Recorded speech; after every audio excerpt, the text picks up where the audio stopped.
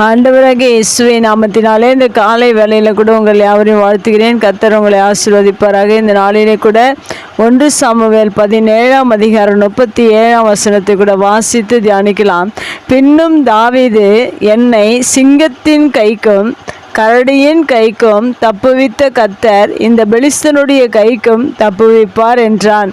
அப்பொழுது சவுல் தாவீதை பார்த்து, போ, கர்த்தர் உன்னுடனே கூட இருப்பாராக என்றான். மிக அருமையான வேதவசனம். இந்த வேதவசனத்தை நாம் வாசிக்கும் போது தாவீது அவருடைய வாழ்க்கையில் விசுவாச அறிக்கை செய்கிறது நாம் காண்கிறோம்.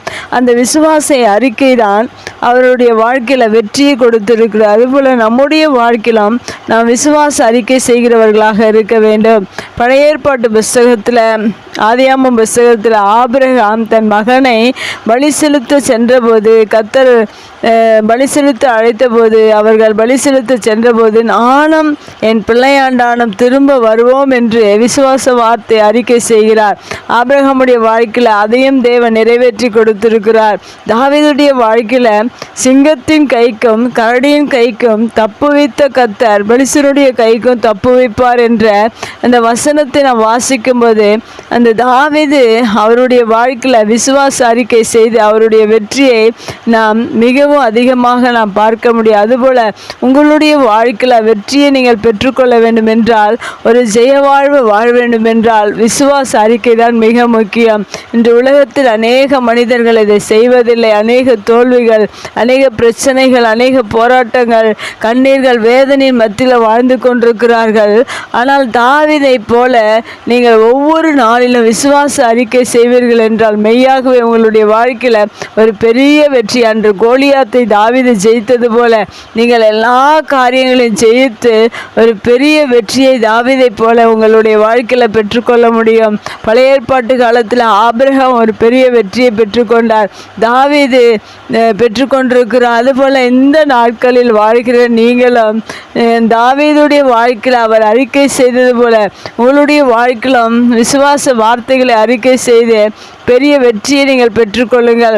அவர் அறிக்கை செய்கிற காரியங்கள் சிங்கங்களின் கைக்கும் கரடியின் கைக்கும் தப்புவித்த கர்த்தர் இன்றைக்கு பெலிஸ்தருடைய கைக்கும் தப்புவிப்பார் என்று சொல்லுகிற விசுவாச அறிக்கை நான் பார்க்கிறேன். அதுபோல் நீங்கள் உங்களுடைய வாழ்க்கை எல்லா காரியத்திலேயும் தோல்வியை இல்லாதபடிக்கு வெற்றியை பெற்றுக்கொள்வதற்கு விசுவாசம்தான் மிக முக்கியம். விசுவாச அறிக்கை தான் மிகவும் முக்கியம். நீங்கள் ஒவ்வொரு நாளும் அறிக்கை செய்து வெற்றியை பெற்றுக்கொள்ள நீங்கள் முயற்சி செய்யுங்கள். கர்த்தர் உங்களோடு இருக்கிறார். அன்று தாவீதோடு கூட இருந்த தேவன் உங்களோடு கூட இருக்கிறார். அன்று சவுல் தாவீதினிடத்தில் சொல்லும்போது, கர்த்தர் உன்னோடு கூட இருக்கிறார், போ என்று சொன்னது போல கர்த்தர் உங்களோடு கூட இருக்கிறார். இந்த புதிய நாளில் நீங்கள் வெற்றி பெறும்படியாக கர்த்தர் உங்களோடு கூட இருக்கிறார். நீங்கள் ஜெயத்தோடு வெற்றி பெற உங்கள் ஒவ்வொருவரையும் ஆண்டவர் பிரித்தெடுத்திருக்கிறார். அதற்காகவே நாம் அழைக்கப்பட்டிருக்கிறோம். விசுவாசத்தோடு நாம் எல்லா காரியங்களையும் நம்முடைய வாழ்க்கையில் வெற்றி பெறுவோம். கர்த்தர் நம்மை ஆசீர்வதிப்பார். கண்களை மூடி ஜெபிக்கலாம். எங்கள் அன்பு தகப்பனே, இந்த அருமையான வார்த்தைக்காக நன்றி செலுத்துகிறோம். தாவீதுடைய வாழ்க்கையில் கரடியின் கைக்கும் சிங்கத்தின் கைக்கும் நீ தப்புவித்த தேவன், பெலிஸ்தனுடைய கைக்கும் நீ தப்புவித்த தேவன்.